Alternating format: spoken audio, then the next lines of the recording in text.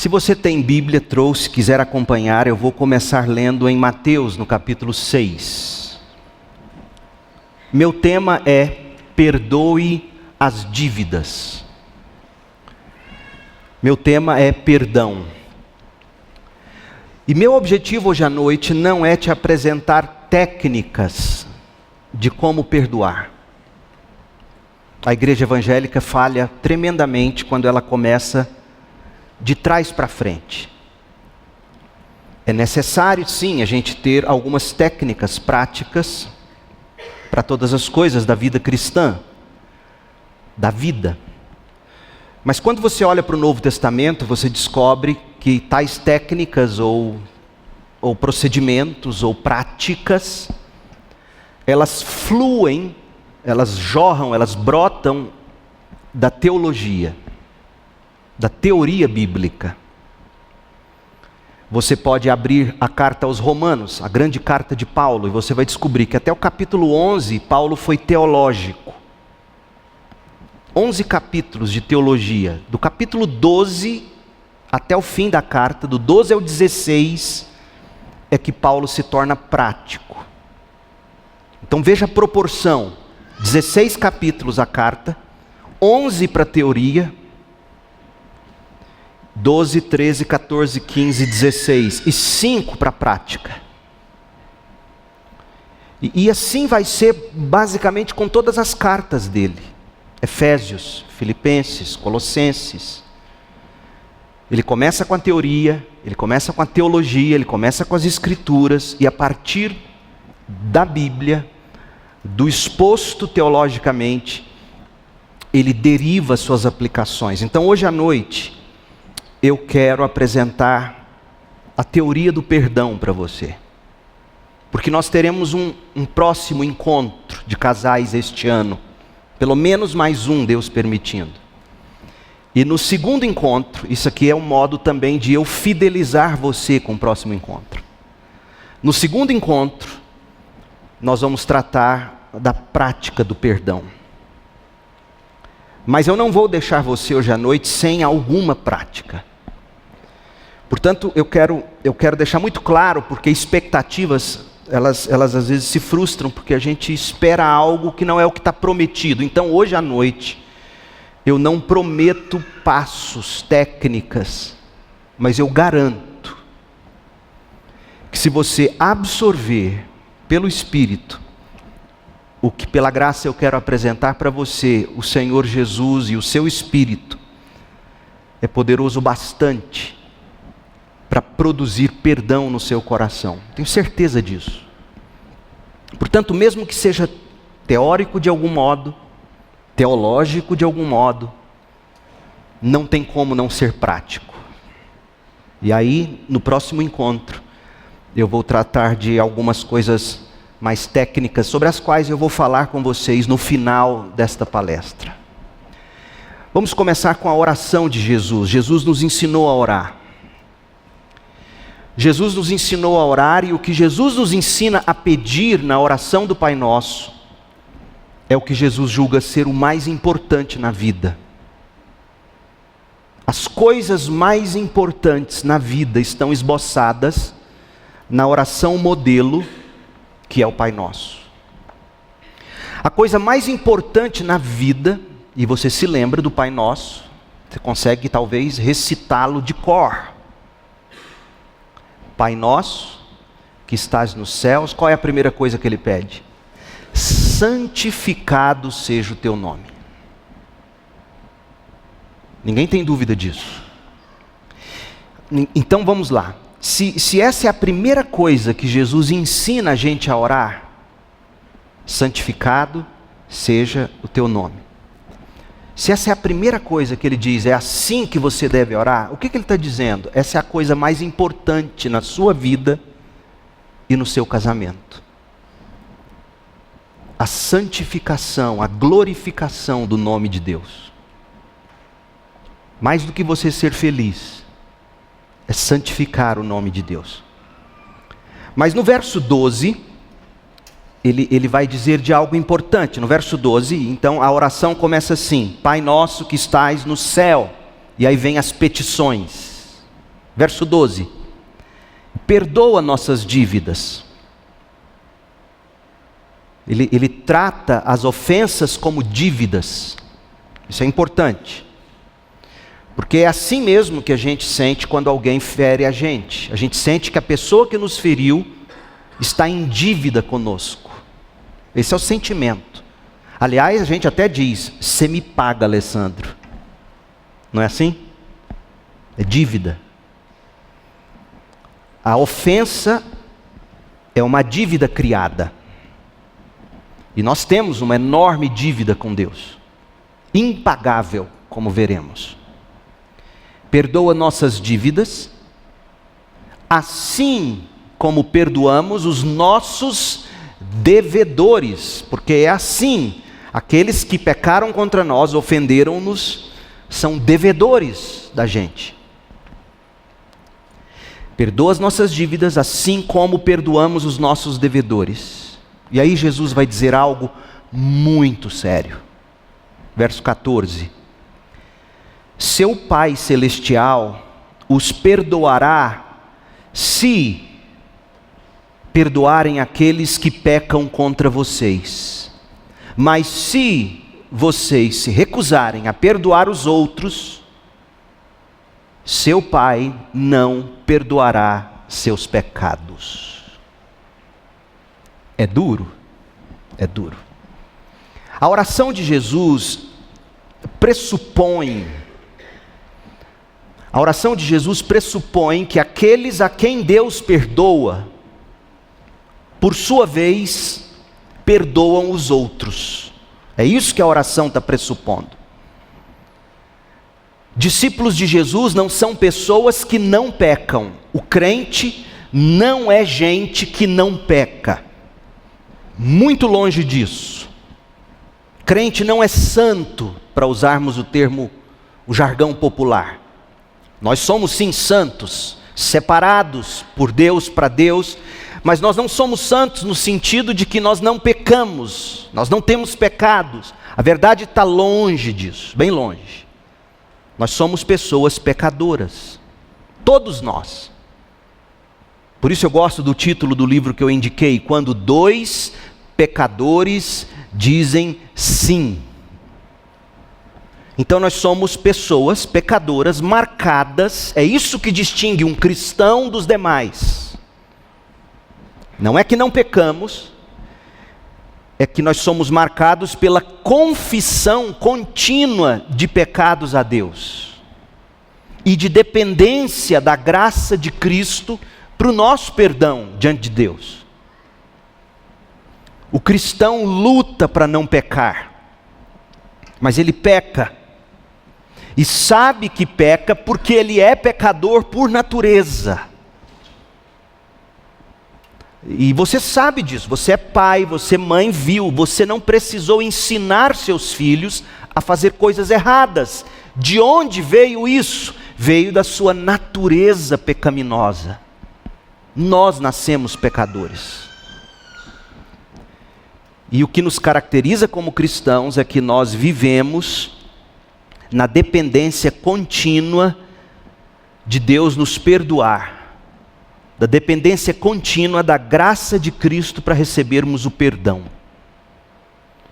Olha o que João escreveu, primeira carta de João, capítulo 1, e veja como isso é importante, porque todo e qualquer conflito no casamento, todo e qualquer conflito, não se iluda, é fruto do pecado. A gente tenta psicologizar as coisas e dizer, não, é temperamento, é imaturidade, é a fase da vida, tudo bem, digamos, vamos partir do pressuposto de que tudo isso seja verdade, mas a essência, o fundamento de todas essas coisas é um só, o nosso pecado. E sabe o que é pior? É quando você garante que não pecou, que não tem culpa. É aí que começa o problema na hora da gente ter que perdoar ou pedir perdão. Eu não tenho culpa, pastor. A culpa é dele, a culpa é dela. Uma vez alguém me disse o seguinte, olha, mesmo mesmo que fulana tiver 1% de culpa, nesse 1% ele é 100% culpado. Então olha como é importante qual é o fundamento a partir do qual você tem que construir suas relações. 1 de João 1,6. Portanto, se afirmamos que temos comunhão com Deus, mas vivemos na escuridão, mentimos e não praticamos a verdade. Mas se vivemos na luz, como Deus está na luz, temos comunhão uns com os outros. E o sangue de Jesus, seu Filho, nos purifica de todo pecado. Se afirmamos que não temos pecados, enganamos a nós mesmos e não vivemos na verdade. Somos mentirosos. Mas se confessamos nossos pecados, Deus é fiel e justo para perdoar nossos pecados e nos purificar de toda injustiça. E João repete, verso 10, se afirmamos que não pecamos, chamamos Deus de mentiroso e mostramos que não há em nós lugar para a sua palavra. Portanto, veja, o cristão luta para não pecar, ele luta para andar na luz, para manter-se em comunhão com o corpo, para manter-se em santidade no casamento. A gente luta para não pecar, mas a gente peca. E se a gente disser que não peca, a gente está dizendo, Deus está mentindo, porque Deus diz que a gente é pecador. E se a gente insiste dizendo, olha, não é culpa minha, eu não tenho pecado nisso, além de chamar Deus de mentiroso, além de estar enganando a nós mesmos, a gente está dizendo, não tem lugar para a palavra de Deus na minha vida. Logo, não tem como obter cura, perdão. Mas se a gente confessa o nosso pecado, Deus é fiel e justo para nos perdoar os pecados e nos cobrir de justiça. O que é pecado? Em linhas gerais, pecado é a falha em cumprir nossa obrigação. É a falha em cumprir nossa obrigação para com Deus e também para com o próximo. A gente costuma dizer, eu não devo nada para ninguém. Opa, você deve sim. No mínimo você deve amor, respeito. Pecado, portanto, é a falha em cumprir nossa obrigação para com Deus. Por isso que é dívida. Isso, o pecado nos deixa endividados, em dívidas enormes. De fato, o pecado nos deixa em uma dívida impagável por nós mesmos. Impagável porque Deus é santo e Deus é justo. Leia comigo uma parábola que Jesus contou sobre a importância do perdão. Está em Mateus 18. E Jesus vai contar essa parábola para mostrar o quanto as nossas dívidas para com Deus são impagáveis, a menos que Ele providencie um meio de nossas dívidas serem perdoadas, nós não temos como pagar. Verso 23, Mateus 18, 23. Portanto, disse Jesus, o reino dos céus pode ser comparado a um senhor que decidiu pôr em dia as contas com os servos que lhe deviam. O dono da fazenda tinha diversos empregados e esses empregados deviam ele. No decorrer do processo, trouxeram diante dele um servo que lhe devia 60 milhões de moedas, ou seja, muito dinheiro. Tipo assim, o preço do Twitter. É muito dinheiro, impagável para aquele servo. Verso 25, uma vez que o homem não tinha como pagar, o Senhor ordenou que ele, sua esposa, seus filhos e todos os seus bens fossem vendidos para quitar a dívida. Não é assim? Ora, você me deve, não tem como pagar, vendam o que tem e me pagam. que o homem fez? E é isso que Jesus quer que você entenda. O homem não ficou esperneando, dizendo, isso é injusto, o Senhor tem tanto. Se o Senhor me perdoasse essa dívida, eu não faria falta para o Senhor, mas para mim vai fazer muita falta. Eu vou vender minha única casinha. Ele não fica assim com autopiedade, mas ele se curva. O homem se curvou diante do seu Senhor e suplicou, por favor, tenha paciência, tenha comigo, tenha misericórdia, e eu vou dar um jeito, eu vou pagar tudo. Mentira. O Senhor dele sabia que ele não ia conseguir nunca. Aí o verso 27 diz que o Senhor teve compaixão dele, e o soltou e perdoou a dívida dele.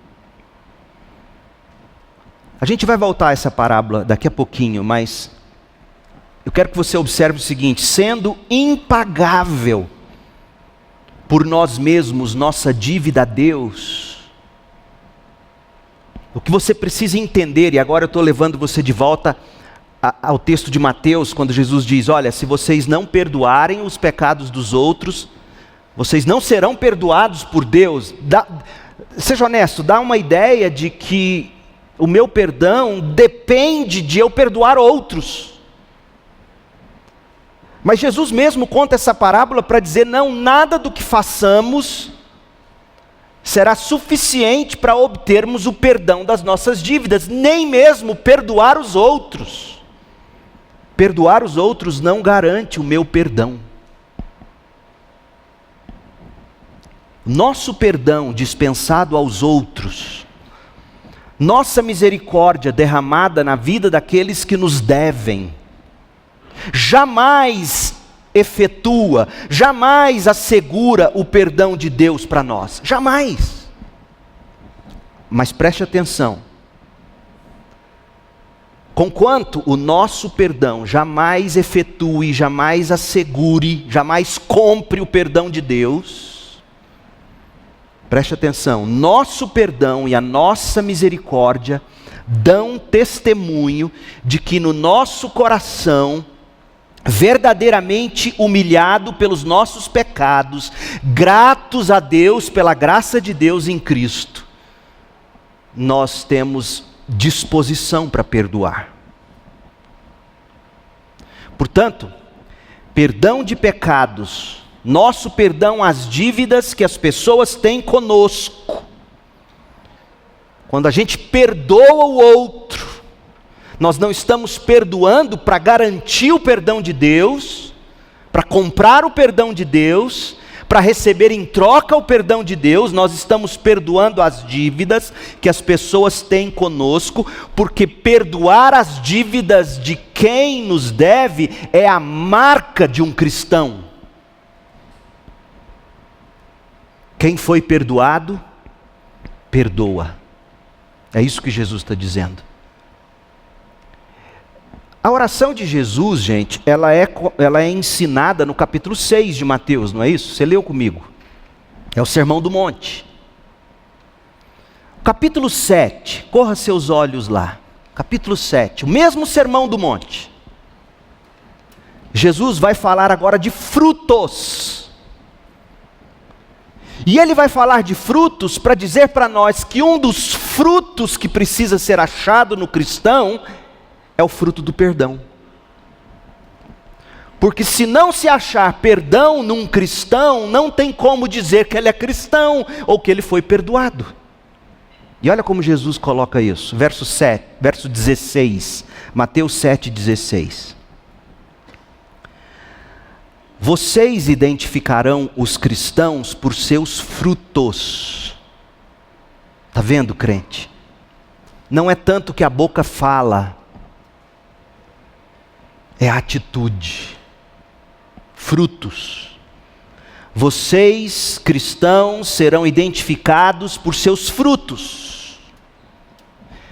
É possível colher uvas de espinheiros ou figos de ervas daninhas? Em outras palavras, é possível colher goiaba de pé de manga? É possível colher jiló da videira? Claro que não. Aí Jesus continua: da mesma forma, a árvore boa produz frutos bons. Veja bem, preste atenção, Jesus está dizendo, fruto bom é fruto de árvore boa. Porque árvore ruim, continua Jesus, produz frutos ruins. E Jesus vai adiante. Árvore boa não pode produzir frutos ruins, e a árvore ruim não pode produzir frutos bons. Toda árvore que não produz bons frutos é cortada e lançada ao fogo, porque não presta. Só presta para ser lenha. Portanto, disse Jesus, em conclusão, é possível identificar a pessoa por seus frutos. Produzir frutos, gente, não faz de você uma árvore boa. Mas os frutos que você produz revelam o tipo de árvore que você é, boa ou ruim. Esclarecendo, você pode perdoar, e perdoar não torna você cristão. Mas perdoar é o que os cristãos fazem. A árvore boa, o cristão, produz bons frutos, perdoa. A árvore ruim, não cristão, não produz frutos bons, não perdoa. É Jesus que está dizendo. Você perdoar não lhe torna cristão, mas perdoar é o que o cristão faz. A falta do fruto do perdão revela que você é uma árvore ruim. E, portanto, será cortada e lançada ao fogo. Existe o fruto de perdão ou do perdão na sua vida? Porque o perdão é fruto bom, e fruto bom vem de árvore boa. Quem não tem o fruto bom do perdão não tem, ou prova não ser árvore boa. Porque Jesus diz, Mateus 7,17, a árvore boa, o cristão, produz frutos bons. Logo, se você tem fruto bom, se você perdoa, você é uma árvore boa e não o contrário. E se você não consegue perdoar, Jesus está te dizendo, por inferência, se você não consegue colher fruto de perdão da sua vida, Jesus está dizendo para você, não adianta técnicas. O que precisa acontecer é você ser transformado da raiz à folha. Você precisa do novo nascimento. Você precisa se tornar árvore boa primeiro. Você precisa ser cristão. Porque sendo árvore boa, frutos bons brotarão. Não é o fruto bom que torna a árvore boa. Mas a árvore boa produz fruto bom. Então, este é o ensino de Jesus. Nós não somos salvos por frutos bons.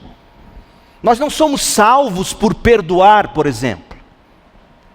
Mas o bom fruto do perdão demonstra que somos uma árvore boa. E o que é uma árvore boa? É uma árvore de fé em Jesus. Árvore boa é quem nasceu de novo, pela graça, por meio da fé.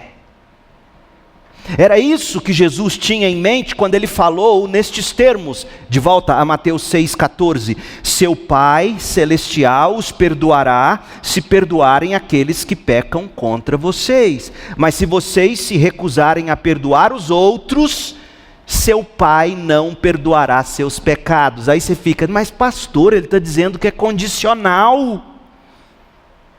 Ou seja, se eu não perdoar, eu não vou ser perdoado. Não, Jesus não está dizendo isso. Jesus está dizendo, se você foi perdoado, você perdoará. porque você é árvore boa, e árvore boa produz bons frutos. Mas a gente continua com a dificuldade do que Jesus está dizendo, dificuldade aparente. E eu vou mostrar para você o que Jesus quer dizer com: se perdoarem, vocês serão perdoados. Se vocês recusarem a perdoar, seu Pai não perdoará seus pecados. Ele está falando da perspectiva futura. Ele está dizendo: sabe o que vai acontecer com você, que se diz cristão? Sabe o que vai acontecer com você, que diz ser árvore boa, mas não produz fruto bom? Você nunca foi árvore boa. Só que você se enganou a si mesmo, dizendo que você era árvore boa. E aí você vai chegar diante do Pai que está no céu, e Ele vai dizer para você: eu não te conheço. Você não será perdoado. A prova de que o que eu estou dizendo é correto é o que vem a seguir no texto de Mateus 7. Volta comigo, Mateus 7:20. Portanto, é possível identificar a pessoa por seus frutos. Árvore boa vai produzir fruto bom. Árvore ruim vai produzir fruto ruim. E se você, por exemplo, não produz perdão na sua vida, e acha que é crente, você sempre foi árvore ruim e achou que foi árvore boa. E aí você vai se enganar, vai enganar a si mesmo, como João diz lá em 1 de João, enganando a si mesmo. Mas você passou a vida chamando Deus de Senhor, você pregou na igreja, você fez milagres, Deus até curou alguém através de uma oração sua. Porque eu acredito de coração que pela primeira vez na vida, eu falei em tom profético na quinta-feira à noite, e Deus curou Vinícius. Eu acredito nisso. Quando eu disse, usando o texto de João, de um jeito ou de outro, essa enfermidade não será para a morte. E no dia seguinte, bum, está o Vinícius em pé, estubado. Se isso não é milagre, eu não sei o que seja. Mas veja, orar e ver alguém ser curado, fruto de uma oração, e eu não estou dizendo que foi a minha oração, não, porque não fui só eu que orei lá, pelo amor de Deus, vários oraram. Mas uma oração respondida não é fruto de árvore boa, necessariamente. E é Jesus quem vai dizer isso. Sabe o que prova que você é árvore boa? Seu fruto. Que tipo de fruto? Obediência à palavra de Deus. E a palavra de Deus diz, por exemplo, que você tem que perdoar. Então, de novo, Mateus 7:20. Ele veio falando da árvore boa, da árvore ruim, do fruto bom que sai da árvore boa, do ruim que sai da árvore ruim. Portanto, é possível identificar a pessoa por seus frutos. E aí vem o verso 21. Nem todos que me chamam Senhor, Senhor entrarão no reino dos céus. Meu Deus. Mas apenas aqueles que de fato fazem a vontade de meu Pai que está no céu. No dia do juízo, muitos me dirão: Senhor, Senhor, não profetizamos em Teu nome, não expulsamos demônios em Teu nome, e não realizamos muitos milagres em Teu nome. Eles fizeram isso. E olha o que Jesus responde: eu, porém, responderei: nunca os conheci. Afastem-se de mim, vocês que desobedecem à lei. O que é fruto bom? É obediência pela fé. E a Bíblia diz: perdoem uns aos outros. E a gente em fé perdoa. Isso é fruto bom. De volta agora à parábola sobre a importância do perdão. Mateus 18. Porque a Bíblia, gente, tem que ser lida assim. Você ligando os textos. Você recorta texto. Olha o perigo de você recortar um texto. Você pega Mateus 6, 14 e 15. quando Jesus diz: olha, o seu Pai Celestial vai perdoar se vocês perdoarem. Pronto. Você transformou a salvação em obras. A salvação depende de você perdoar. Mas quando você continua lendo Mateus 6, e chega lá em Mateus 7, 20, falando do fruto, árvore boa produz bom fruto. Então árvore boa é gente de fé, é gente que obedece à lei, é gente que faz o que Deus manda fazer pela fé, e perdoa. Mas tem gente que está enganada.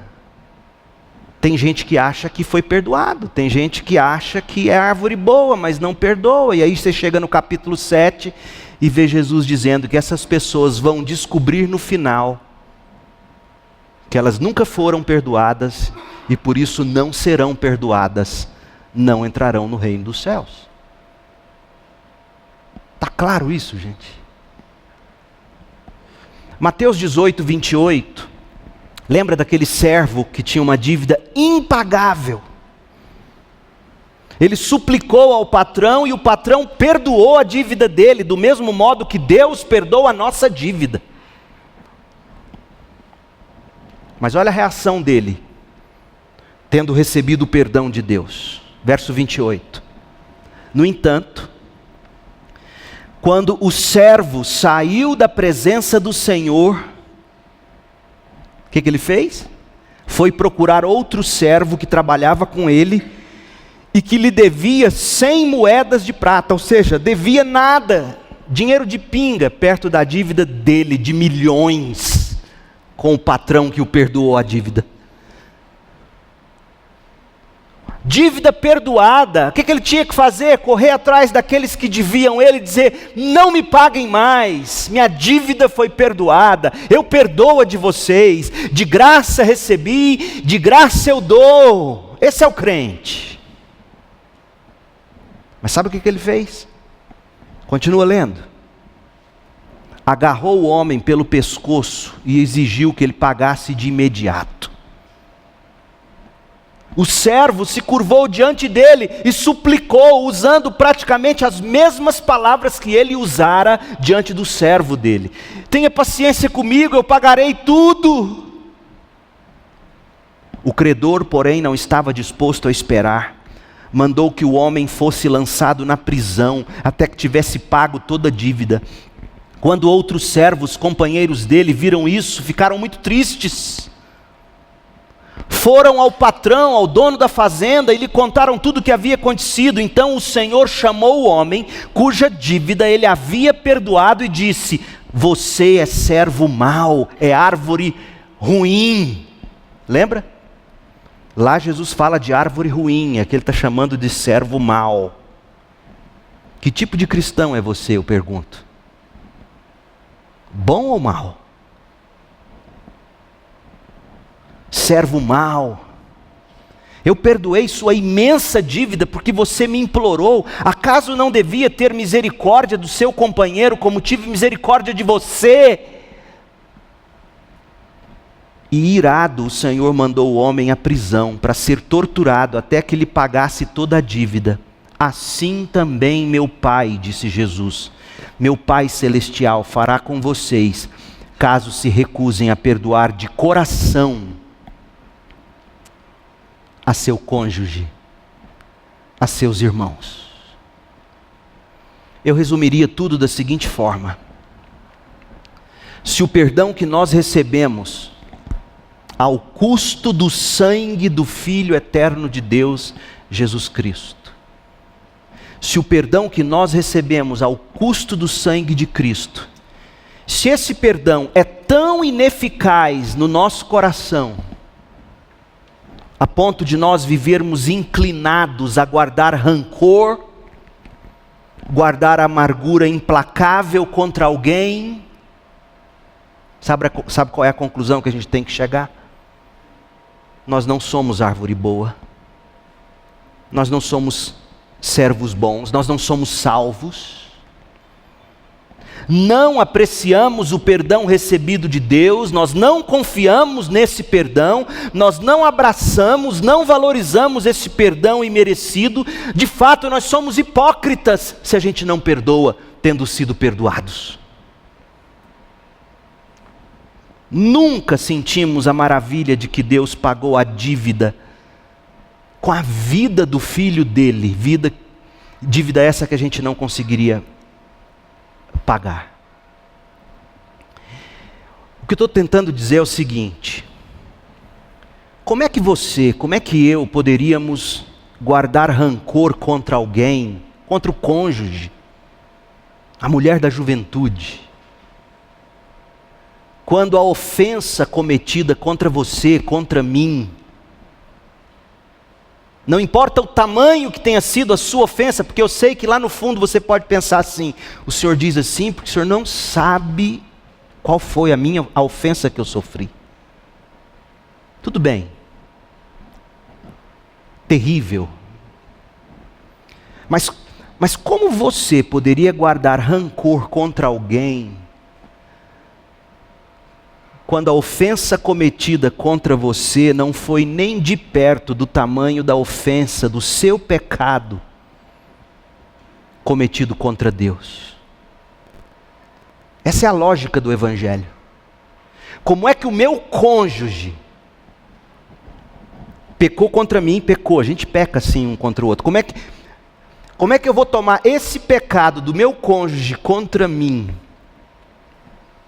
por pior que tenha sido, ele jamais foi do tamanho do meu pecado contra o meu Deus, a ponto, pecado esse meu tão grave, que Deus teve que pagar o meu débito, o seu débito, com a vida do Filho amado, para que a gente pudesse ser perdoado. Entendeu a lógica do perdão? Entendeu a teologia do perdão? Espera aí. Minha dívida era impagável. E Deus me perdoou ao custo do sangue do próprio Filho. A minha dívida foi tão feia, o que eu fiz contra Deus foi tão horroroso, que sangue foi derramado no meu lugar.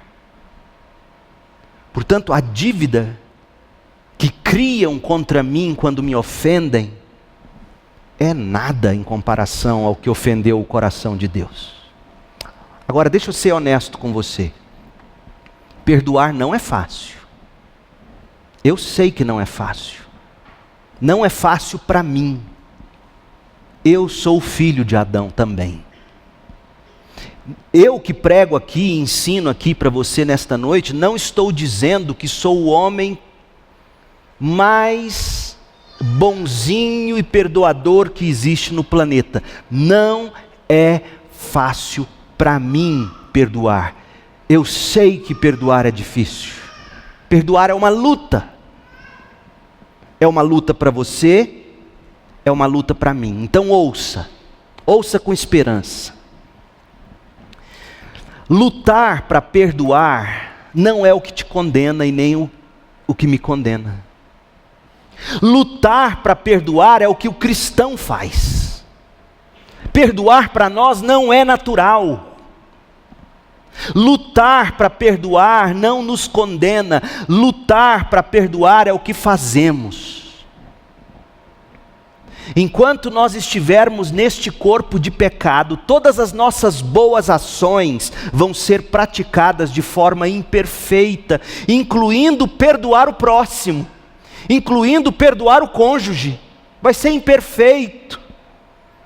Nosso amor será sempre imperfeito. E Jesus morreu para cobrir essas imperfeições. Portanto, o que nos condena não é essa atitude de luta. Eu preciso perdoar, mas eu não consigo. Isso não nos condena, isso prova que somos árvore boa. Sabe o que nos condena? Sabe o que te condena? O que te condena não é a dificuldade de perdoar seu cônjuge. Se você de fato está lutando para perdoar. O que te condena para perdoar um filho, para perdoar pai, para perdoar mãe, para perdoar amigo. O que te condena não é a luta pelo perdão. Ponha isso na sua cabeça, isso é libertador. Mas eu vou te dizer o que te condena. Eu vou te dizer o que faz de você, ou o que prova que você é uma árvore ruim, achando que você é uma árvore boa. Eu vou dizer. É aquela posição firmada, irredutível, de que você diz, eu não vou perdoar.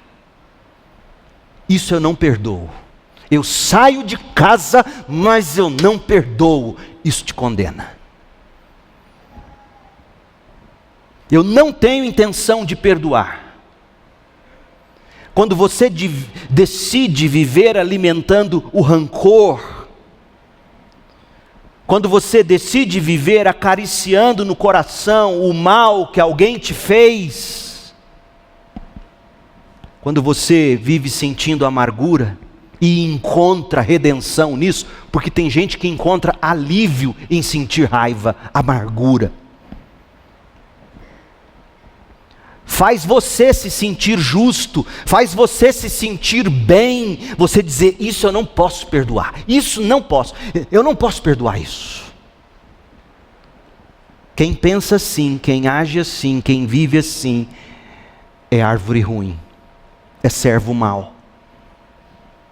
E aí você leva para a cama a sua ira toda noite. Porque de fato, eu sei, a pessoa feriu você. As pessoas conseguem nos ferir de um modo, e sabe por que que dói mais, gente? Sabe por que que dói mais? Porque vem de quem a gente mais ama. Vem de quem a gente menos esperava. Não, você não, eu não espero, você não. Você não. Minha mulher não, meu filho não, meu pastor não, eu não esperava isso.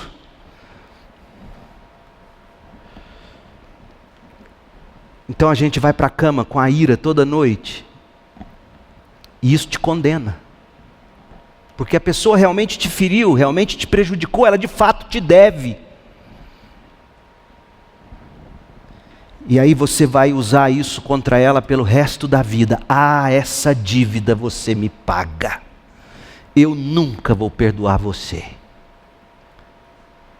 Se esse é o seu coração, hoje à noite eu imploro com você.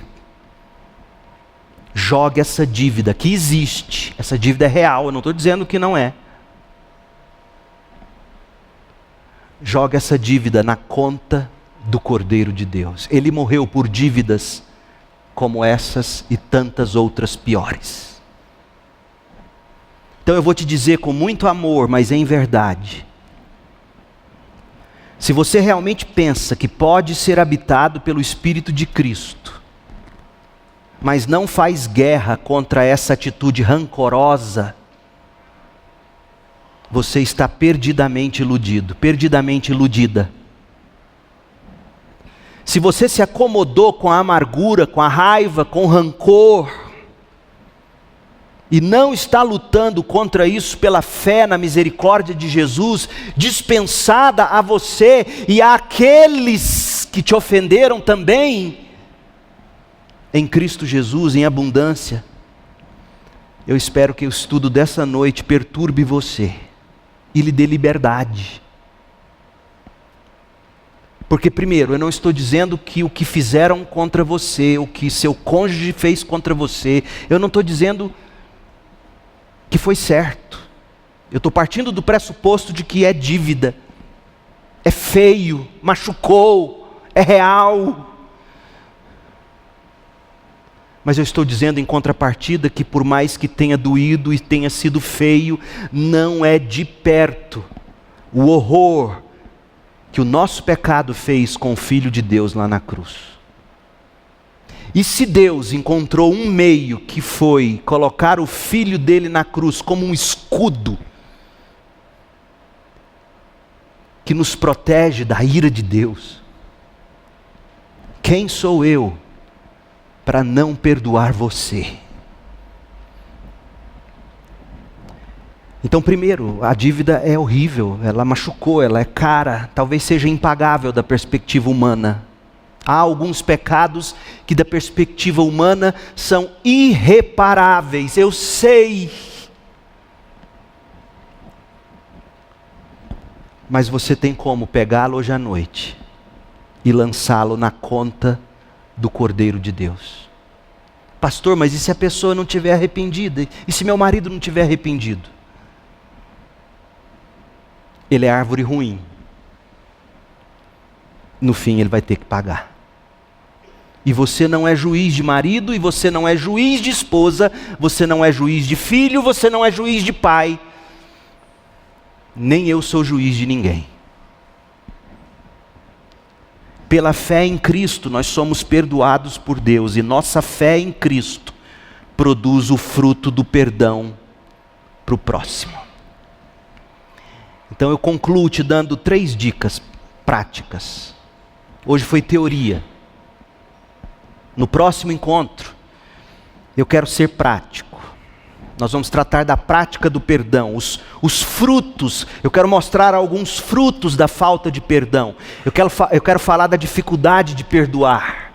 Porque, de novo, lembre-se, você lutar para perdoar não é o que te condena. Você lutando para perdoar é prova de que você é árvore boa, mas é ainda pecador e precisa da graça para perdoar. Então a gente vai falar da dificuldade de perdoar. Nós vamos falar do que é perdão. Quando é necessário perdoar. E como perdoar. Mas hoje à noite eu quero te apontar 3 caminhos para ajudar você a sair daqui com esperança. Eu acho que eu já te dei alguma esperança hoje à noite. Quando eu disse para você que lutar para perdoar é cristão, isso é libertador, porque tantas vezes a gente sente culpa, porque a gente está lutando, não consegue ainda, fere ainda, mas você está lutando. Mas se você continua dizendo para si mesmo, essa dívida eu não perdoo. Impossível. Eu prefiro morrer do que perdoar. Tem gente que chega a esse ponto. Isso é fruto ruim, isso é de árvore ruim. Mas minha esperança é que eu esteja falando só com árvore boa aqui hoje à noite. E está todo mundo lutando. 3 coisas. Primeiro, comece orando. Comece orando. Pai nosso que estás no céu, perdoa as nossas dívidas, a minha dívida, assim como eu estou lutando para perdoar a dívida do meu marido, da minha mulher, e dê o nome. Comece orando, porque em última instância, o fruto do perdão é um milagre da graça de Deus na sua vida. Não é algo que você produz. Lembra? A árvore boa tem em essência, ela é boa porque ali na essência dela tem a graça de Deus que produz o fruto bom. É Deus operando em você o desejo de perdoar e a condição de perdoar. Deus operando isso é fruto de Deus em você. E você faz, mas você faz dependente, pedindo, suplicando. Eu preciso perdoar. Você começa orando. Segundo, você recorre ao poder do Evangelho e perdoa. Deixa eu te dar um texto para você carregar aí no bloco de notas do seu celular e todo dia lembrar dele. Abra aí em Colossenses 3, verso 12. Visto que Deus os escolheu para ser seu povo santo e amado, visto que você é crente, visto que você é eleito de Deus, visto que você tem que produzir fruto. Você é árvore boa, você foi escolhido por Deus, você é crente, você recebeu Jesus no seu coração, você é povo santo, você é amado. Olha o que Paulo está ensinando você a se lembrar. Primeiro, tantas vezes a gente não perdoa porque a gente acha que o outro nos despreza, não é assim? Mas ele não reconhece o que eu faço. Aí Deus vira para você e diz, mas eu te escolhi. Mas ele não me ama, ela não me ama. E vem Deus e diz: eu amo você, eu escolhi você, povo santo, povo amado. Então Paulo está dizendo, para você começar a conseguir perdoar, você tem que se lembrar, primeiro, eu fui escolhido pela graça, é graça de todo mundo, Deus me pegou, Deus me escolheu, eu não merecia, e Ele me ama,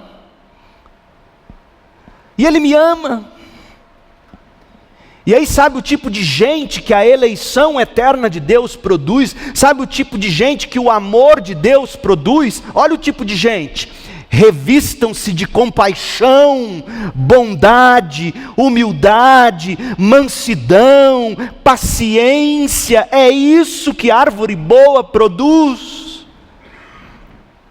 Sejam compreensivos uns com os outros, perdoem quem os ofendem. Lembrem-se de que o Senhor os perdoou, de modo que vocês também devem perdoar. Lembrem-se do tanto que custou para Deus te perdoar, para você aprender a perdoar. Acima de tudo, revistam-se do amor que une todos nós em perfeita harmonia. Permitam que a paz de Cristo governe o seu coração, pois somos membros do mesmo corpo. Vocês são chamados a viver em paz e sejam sempre agradecidos. Então, sabe o que Paulo está dizendo? Você tem que recorrer ao poder do Evangelho para você ser capaz de perdoar. Ore, recorra ao poder do Evangelho e pratique, por fim, pratique pela fé o amor. Fé. A NVI, no capítulo 6 de Efésios, a Nova Versão Internacional, diz assim: paz seja com os irmãos e amor com fé da parte de Deus. O que é fé? Fé é você abraçar as promessas de Deus e crer e praticar. E aí quando você abraça isso, você começa a produzir frutos do amor. O fruto do Espírito. Eu costumo dizer que a lista do fruto do Espírito não é só Gálatas 5. No Novo Testamento tem uma outra lista do fruto do Espírito. 1 Coríntios 13. 1 Coríntios 13 é fruto do Espírito. Paulo diz, 1 Coríntios 13, 4, o amor é paciente e bondoso. É o Espírito quem produz paciência e bondade na gente.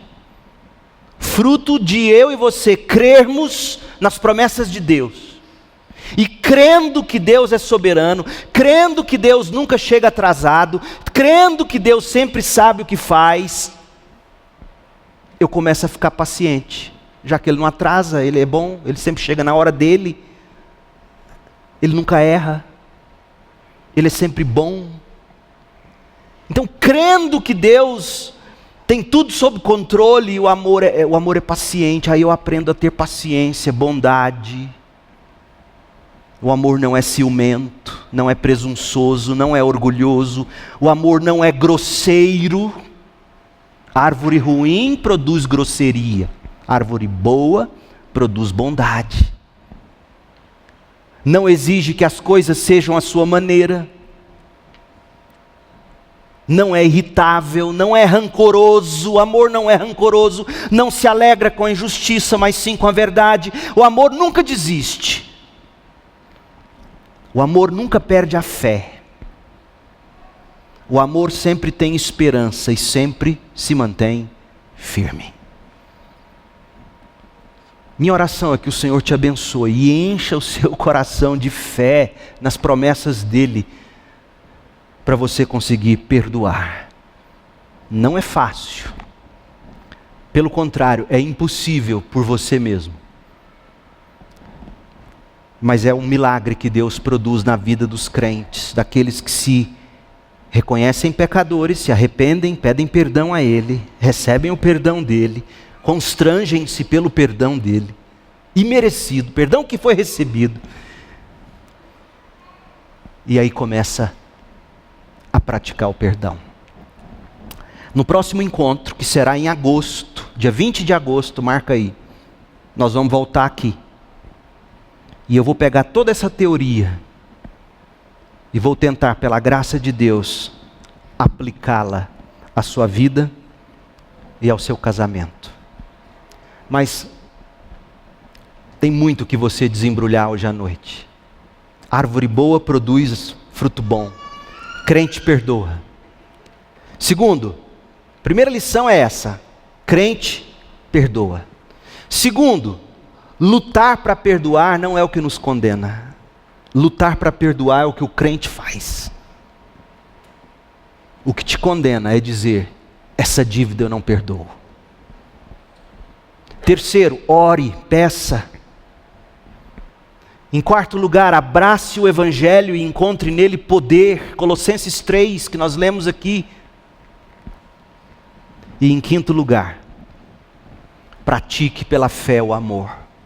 Decore e pratique 1 Coríntios 13, pela fé. Oremos.